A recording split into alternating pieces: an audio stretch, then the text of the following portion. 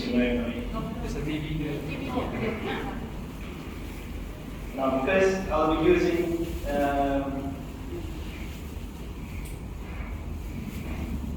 50 switches, then I need to get my units. The 50 is quite small. Alright, okay, good. Alright, okay guys.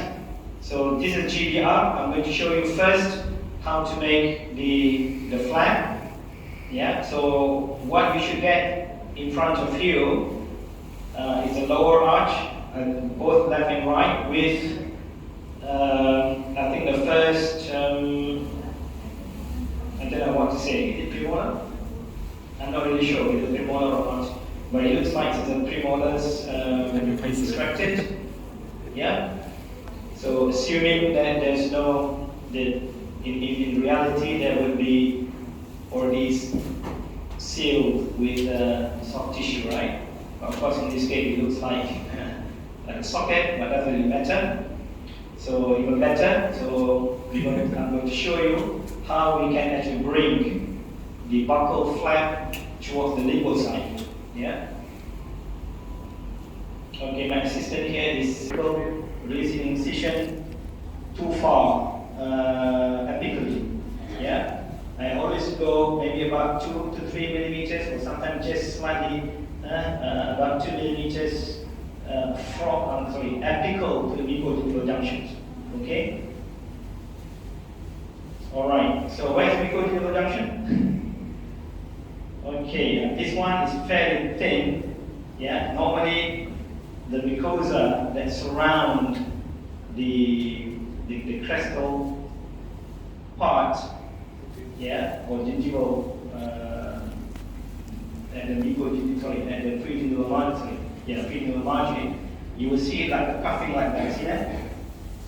Yeah, and in humans also the same. You can more or less differentiate between the attached and mobile mucosa.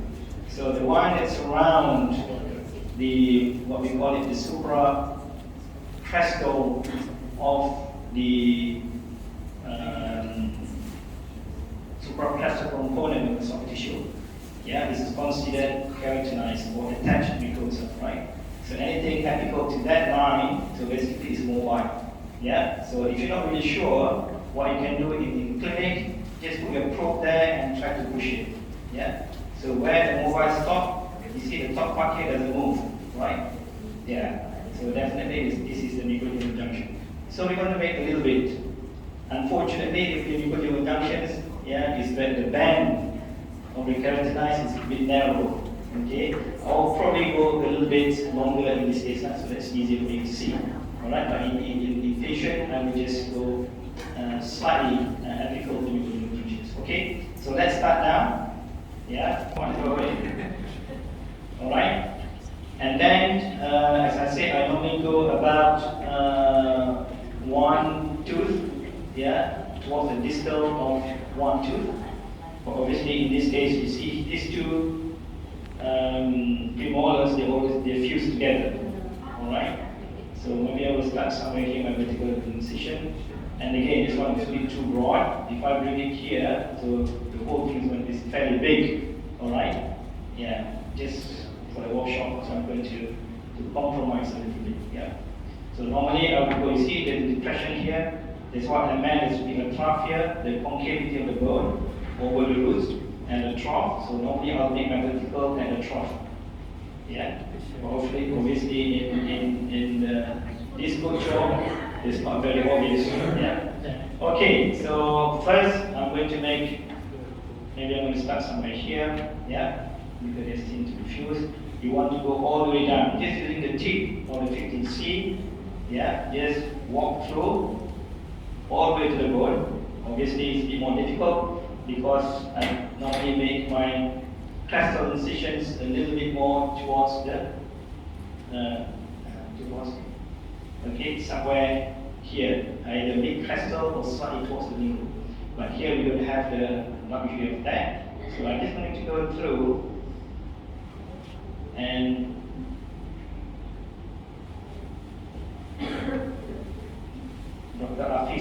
kindly extract the tooth for me.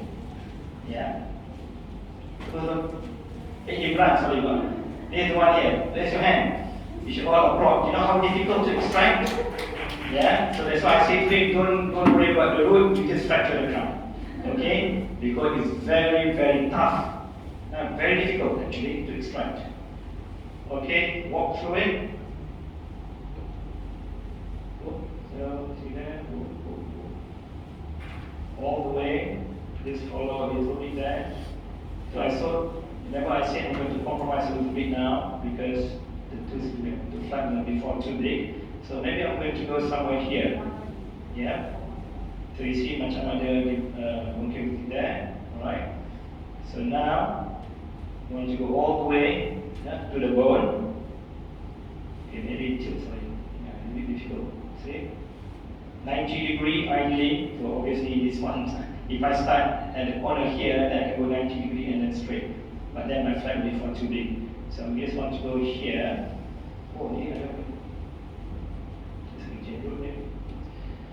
Alright. About 90-degree. And then slowly. So you see, just by doing that, I'm already at the equal junction, right? Doesn't matter. Okay. Then you want to change it. Let's say let's do the trough. Yeah. The moment you go to the mobile tissue, you can tilt your blade a little bit. It's like a bevel. Yeah. So usually until about 60-degree, but still making sure it's straight. Yeah. Maybe that's enough there. Okay. Of course, you can go further down if you want, but it's going to be unnecessary. The stibulum is too far down, and similarly here, I'm going to do the same. Yeah, you can see. Yeah. This one you have to be very careful. Yeah, maybe somewhere there. You can change the angle that a little bit. I think that's enough. Okay. Some people they start from the bottom up, also doesn't matter, yeah, because one of my teachers said it's good to go this way up because if you accidentally, overshoot it, it's not going to do hurt. If you go this way, all the way down, if you overshoot it, you can cut, the socket or whatever it is. Alright, so this is considered a little bit big, actually, but a little bit better.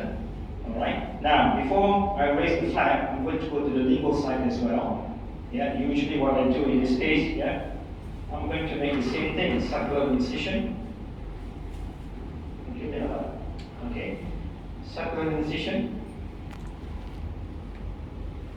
Same thing to the bone.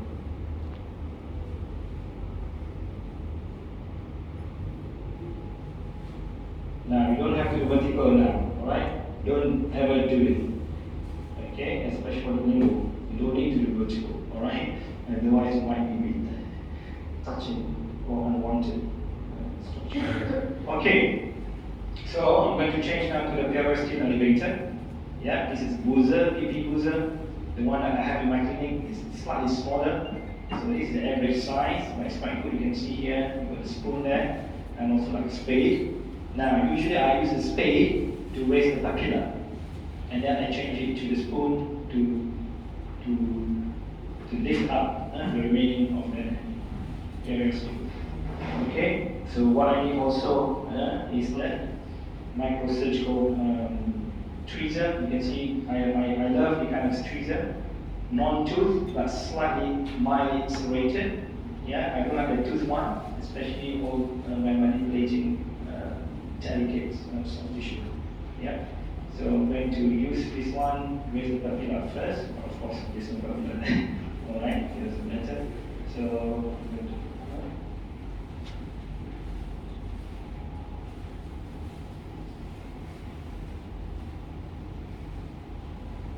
to use this one. Now, to use the spade one with the papilla, you see one side is flat, the other one is a little bit round, right? Or we call it curved.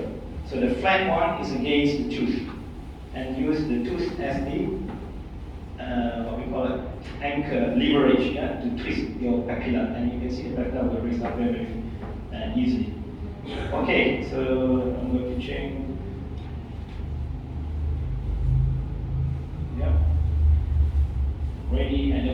bone. See, you want to feel the bone, right? If you cannot see it, let me know.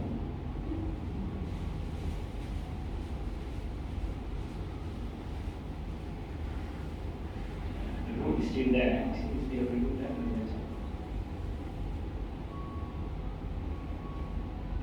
It's very delicate, so I don't want to go. See, this one goes beyond vertical junction.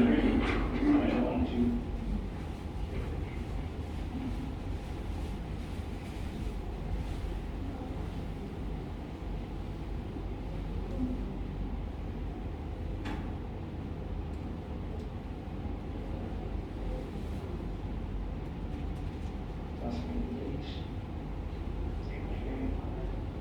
If the papilla is still attached, doesn't matter. Just use your blade.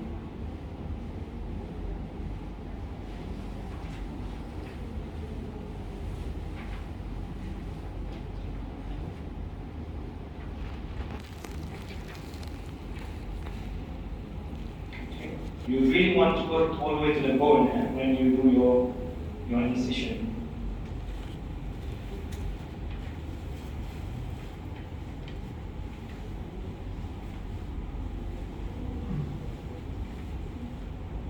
See, I just don't want to damage the.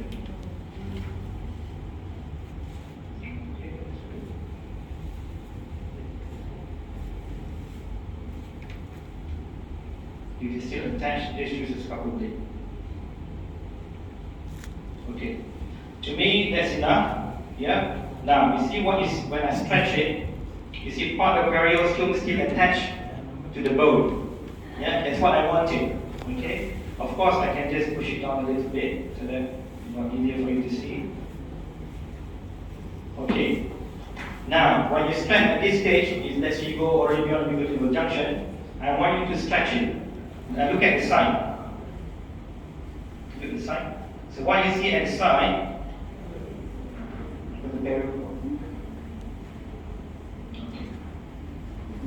So now, when I stretch it, yeah. Now you can see almost like a double layer. The one here, which is close to the bone, is the periosteum. And the one on the outside, yeah, almost like a pocket, I can make it here, is actually the mucosa. Alright? So when you split or you score the periosteum, only here you want to cut. You want to start cutting from here. Yeah?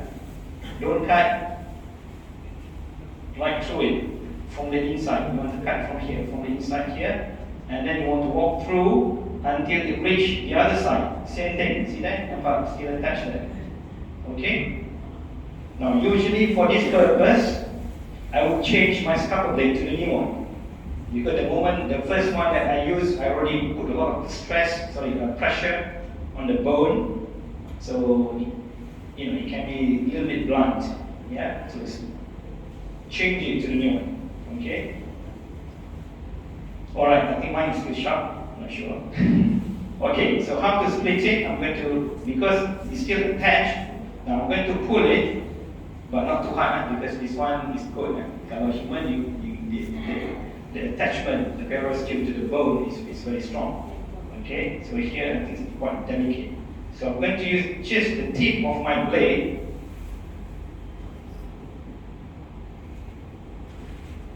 No, I need a new blade. Yeah, I need a new blade. See, do the periosteal scoring. Yeah.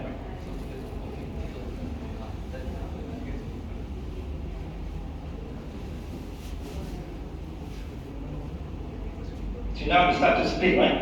Can you see it? I know it's a bit difficult. This one is a bit still attached. I'm going to just leave it, okay? So everything is inside, you see? I'm not even touching on the outside, okay? Now I'm going to walk through again until it reach.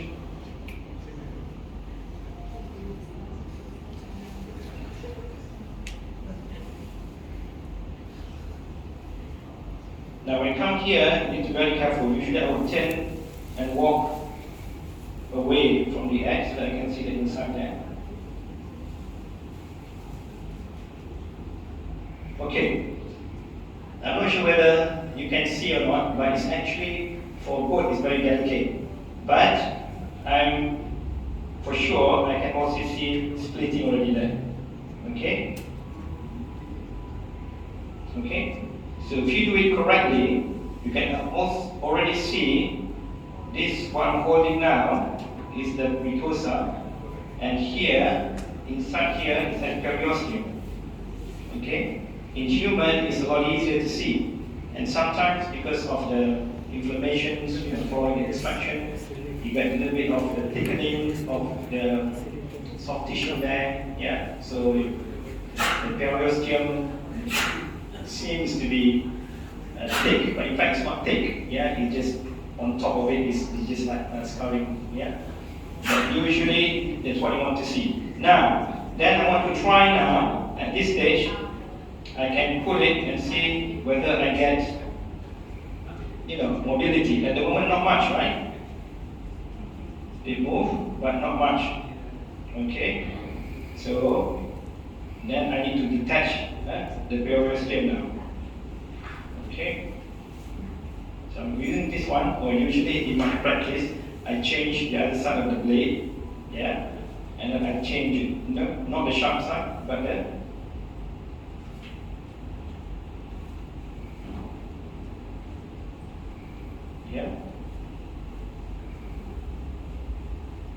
no, actually my periosteum is still intact.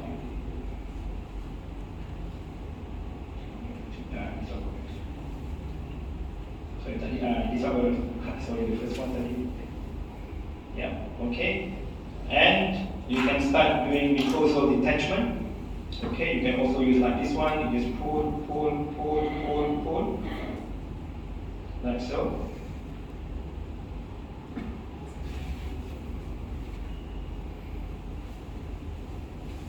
You can go underneath there as well.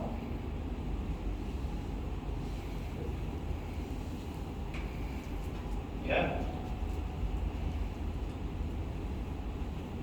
So if you do it correctly, you shouldn't even cut through the capillary. Yeah. So purely you are actually above the, just right at the periosteum. Okay. All the capillary should be here, on top here. Okay. So now at this stage, I can just see whether I can actually pull it. Yeah. So it is on the shoulder. Yeah. I should be able to pull through. Yeah, so that's what you do.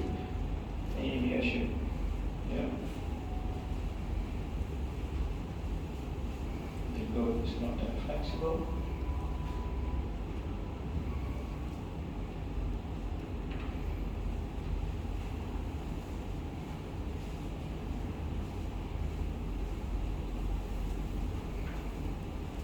You don't have to worry, it's not going to bleed, yeah? So the patient is not going to have a lot of swelling or discomfort. Okay? Now, then you can just test it. So by right here it's quite thin. So by that you can actually almost bring it to, see that? Yeah? You can almost cover it to 10%. You can almost go to the other side. Okay? And see that here, I think here mine, yeah, sorry. Okay? Maybe it's not quite released yet. See what's happening. Yeah, see, and you have to make sure that it goes all the way to the other end. Okay.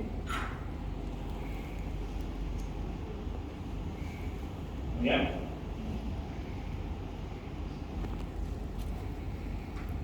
Okay, it's not too bad.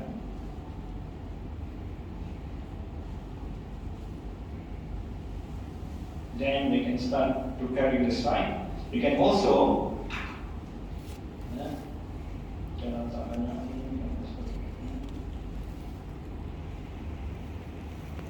you see I'm creating a pocket now.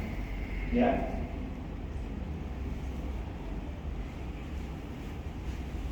Alright, so now I have a pocket here. If I put this periosteum, I can almost now start to raise this one. Like so, you see that? Good one. Now I almost have like a double pouch.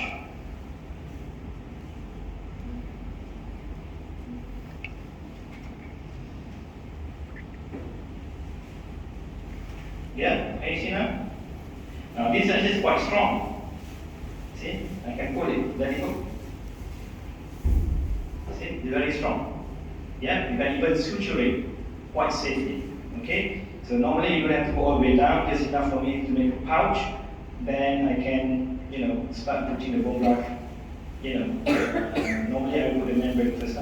Okay, so because in this case the alveolar ridge is more or less intact, so assuming there's a defect there, okay, before I put the bone graft, usually I will decorticate it. Yeah, use the round burr if you want to, or anything. Yeah, the small diamond, you just go around it. Normally I do that first before I place the implant, because sometimes I forgot, I place the implant first, then I want to decorticate, and there are times actually I hit it, the implant, alright? So if you can actually decorticate it first, then you place your implant, alright? So now, before we put the bone graft, let me go beyond on the lingual side. Although you don't have to, just want to show you. You can also raise the flag on the lingual side.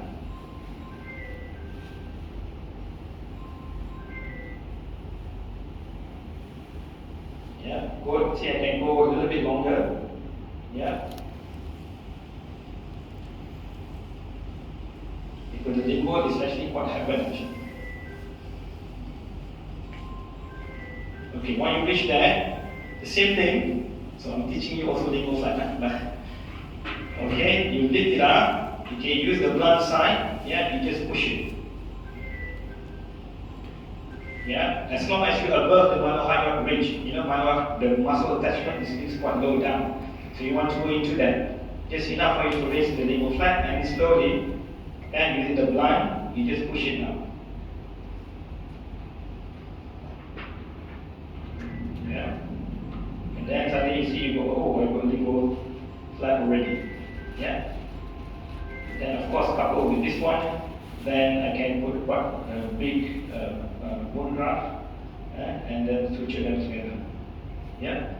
Okay. So I get the bone graft now. This is my preferred length of the needle. 3/8 circle, meaning that is the curvature of the needle. Okay, half circle is a little bit too curvature. I prefer 3/8, which is slightly less than half. Alright? It's a reverse cutting, yeah, meaning that the cutting part is actually on the outside of the curvature of the needle, not on the inside, which is also important. When you try to put your needle through the flap, yeah, by right you have to wait until the needle completely out. Okay, but just in case you accidentally pull your needle before it completely out from the flap, so having the reverse cutting is not going to tear it easily. Yeah, but if the cutting, meaning that the triangular, the tip of the triangular is on the inside of the curve. Yeah, so if you accidentally pull your needle before it completely out from the flap, so definitely you're going to tear the flap. Alright, so that's why for me I prefer reverse cutting. Alright, it's a nylon, non-resolvable. Okay, monofilament. Yeah. Okay, let's open this.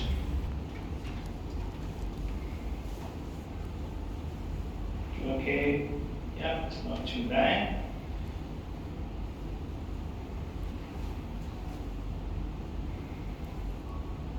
Now with the collagen, it's okay to touch the adjacent tooth. Yeah, adjacent roots. But with a PTFE membrane or titanium, never allow the membrane to touch the roots. Alright? Collagen is okay. Okay, so this one's not too bad. Yeah. It's good. So let's put it now. There's up and down surface for the particular one. The collagen, I think usually the rough side is on the outside. Yeah. So the smooth one is against the bubble, right? Okay. So now you can feel it's a little bit tough, so I'm going to wedge it a little bit. doesn't matter. Usually in the clinic, with the blood, when you're trying, Meaning that it's very strong. Yeah?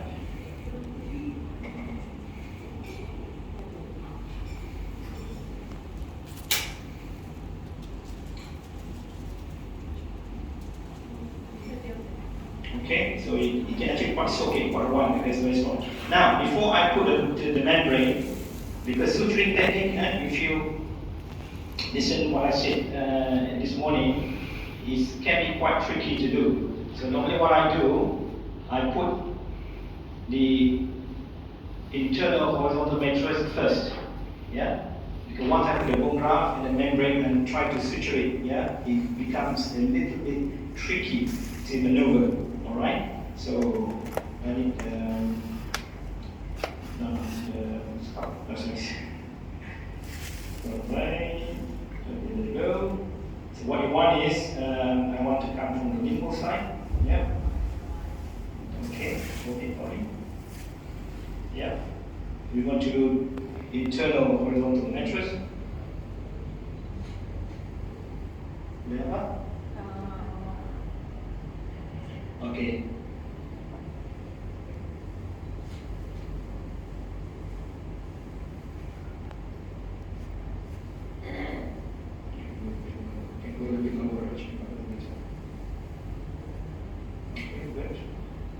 Now, I'm going to pick up the periosteum. You see, without the bone graft, it's a lot easier. But the moment you put the bone graft and membrane, yeah, when you try to pick up the periosteum, you start, touching the membrane, touching the bone graft. Okay, that's what I like to do before. Okay, and then twist it, or tilt it towards the buckle. I'm going to come to the buckle. Yeah, okay. So now I'm going to find where is my periosteum. Yeah, which is this one here. Exactly right below. If we already lift it up. Yeah, it's okay. Doesn't matter how deep you want to go because periosteum is very strong. Okay, like so. And then if you've got the tooth on either side, I'm going to rest it on the tooth. Wow, this is luxury, man. It's too long.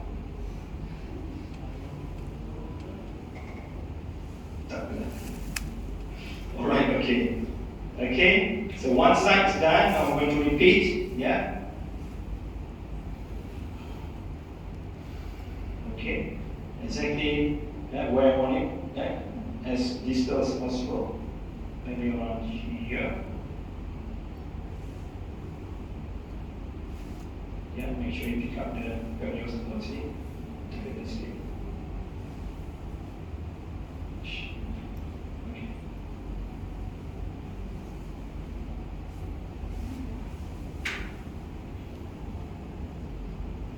Go. Alright, so now nearly done. So now I'm going to finish where I come from.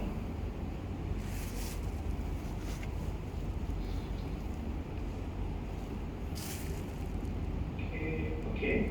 So I'm going to leave the loops now. This one, I'll just let it go. Yeah. And this one also I'm going to use to rest on the other tooth. Okay, so my area now is clean. Yeah, turn it. Alright, so come from here. You see the periosteum here. Yeah.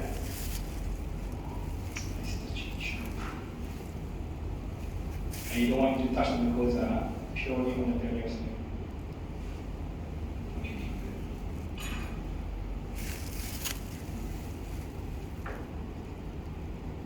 Alright, now everyone can see, right? Horizontal mattress.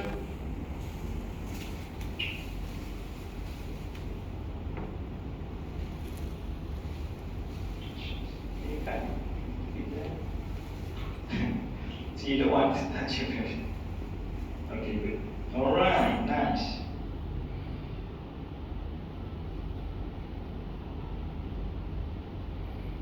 Okay, then put this aside. Okay, so the rough side on the outside, the smooth on the inside. Yeah, usually it doesn't denote up and down, doesn't matter actually. Okay, so first I'm going to secure this one. Yeah. Oh, sorry. I need another 3 and goes. Okay, I'm going to lift it up. I'm going to tuck it in.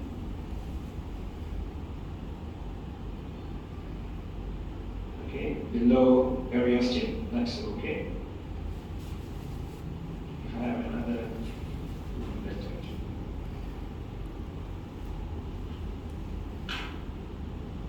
okay, something like that. If you want to tuck a bit more secure, you can even go a little bit deeper. Okay, at this stage, let's say if I'm not using the suture, then I can put one pin here and one pin there. And then you don't need to have this suture technique. Yeah? But we don't have the pin. So let's put down a little bit.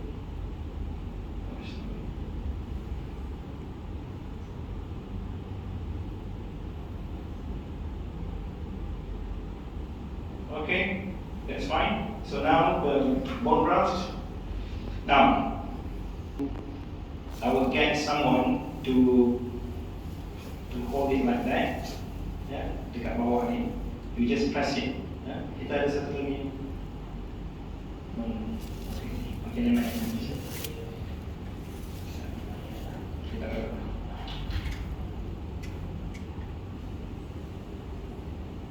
okay, good. Right.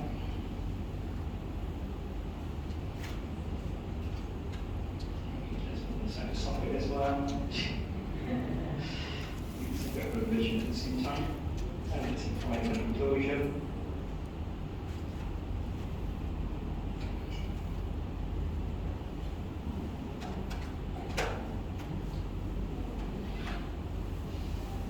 Kalau you pakai particulate, yeah, sometimes it's a little bit too a little bit easier to basically to mold it. Yeah. But this one, when it's dry, you can also be.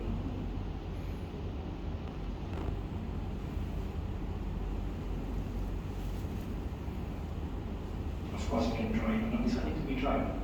No need to be dry. Right?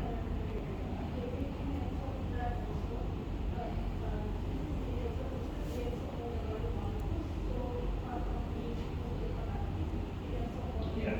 Okay. More or less like that. Then I'm going to bring it towards the other side. So ideally, I want to tuck in for the lingual. Tapi tak cukup. Alright, so doesn't matter. Let's see whether I can actually tuck it towards the lingual.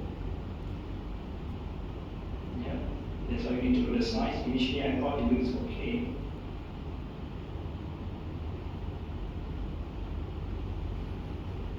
Okay. Then you ask your friend. Well, my assistant, you hold it there. Okay, good. So now quickly I'm going to secure while I'm holding it. Okay, alright, so now I'm going to be one side on the top. Yep. Pull it. Okay, you secure. You press it. Okay, good. And then the other one also, I'm going to bring it across. Then I'm going to pull.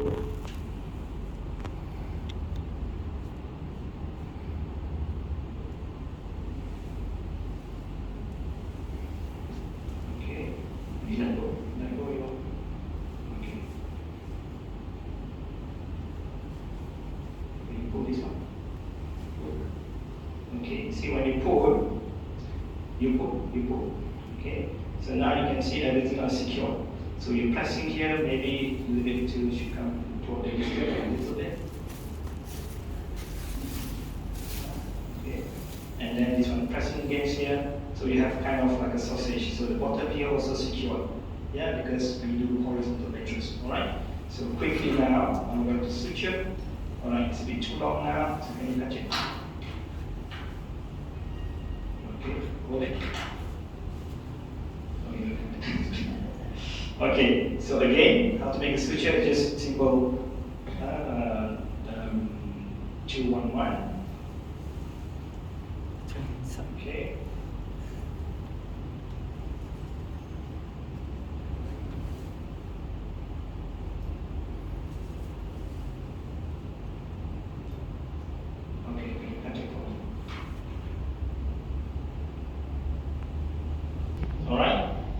So usually that's what I learned with doing so many procedures. But this one, if you don't put the suture first, and we try to manipulate with the membrane, with the bone graft inside, sometimes you accidentally, push this place or whatever. So this is a good one. Yeah, it's actually go inside a bit more. Okay. Yeah, that's okay.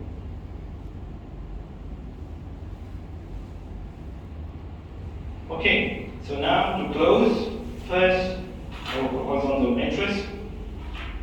Yeah. The second suture, remember in the slide?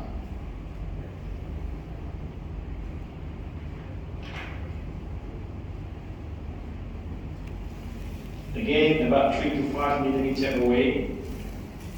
You really want to make sure you got it right. You can approximate quite, yeah. See, this one is maybe not enough. I don't know why. But I should be able to.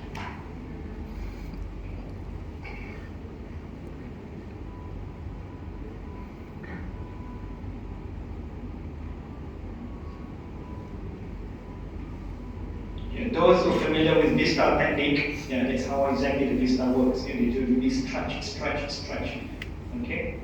So now I'm going to close it like so. Yeah, this one's not too bad. Okay, make sure that alignment is good. So I'm going to go for here.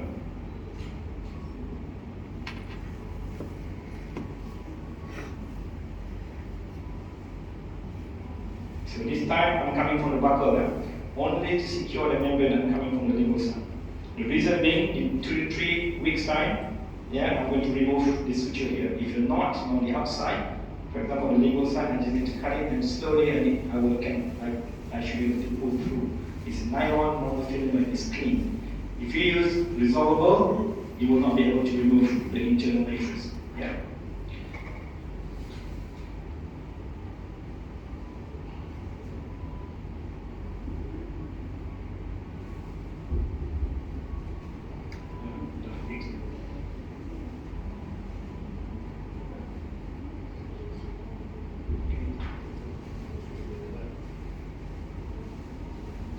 Actually, my internal, the first one, I should go a little bit more apical on the lingual side. Yeah, but this one I come a little bit too close towards the gingival margin. So for that, I can make it well.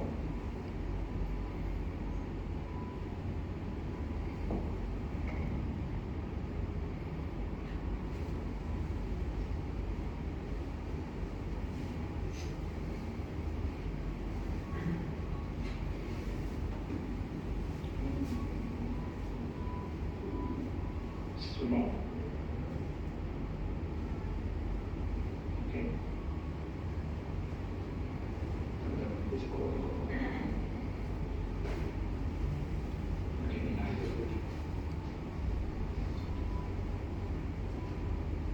Now, kalau just short distance, distal, sometimes you don't really need to put this second suture here.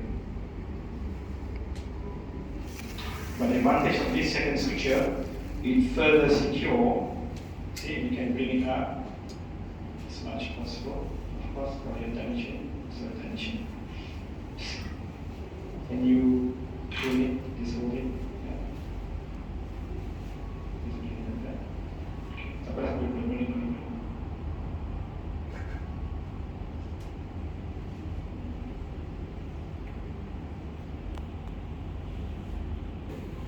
With the interrupted stitches.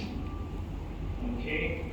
Now even the side, so by right you can actually bring this sideways as you can.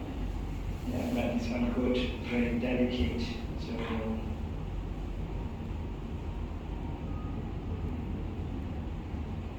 I always go for the corner one first.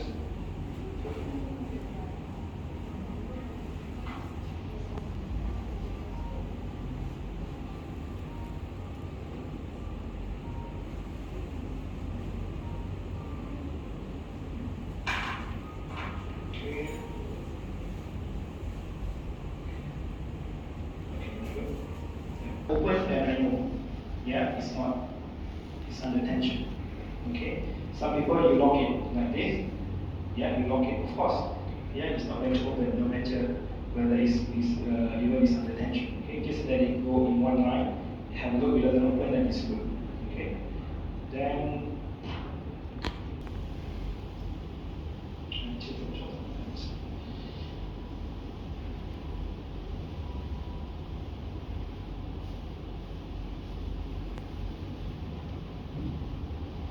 Okay, to 5 millimeters of all way through. Okay.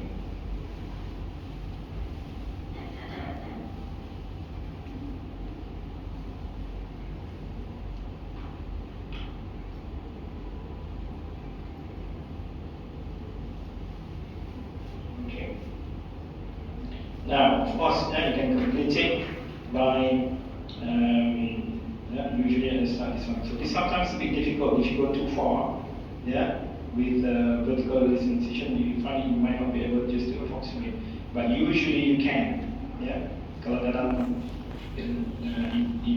dalam human, yeah, you should be able to approximate this one. Okay. So here also I'll put another maybe truncated sutures in the middle there. So that's it, it's done. Alright? Okay. So of course then you can have a look, you can see there, by right when you go, you see the bulging like this, yeah, which is good, but the downside of this coronary position flap, you see you bring the vestibulum becomes a bit more shallower, your mid-vertebral junction also you bring up towards the coronal area, okay? So, which means that once everything's healed, let's say I place the implant at the second stage, then I will revise whether I need to increase the band of keratized tissue or I need to thicken the soft tissue. I will do it at the second stage, yeah, because I still need to expose the implant. All right. So usually when I do big grafting, I never like putting the healing compartment. Of course, sometimes you can use healing compartment to anchor your graft, so you anchor the membrane, yeah, so that you don't need to use the stitches.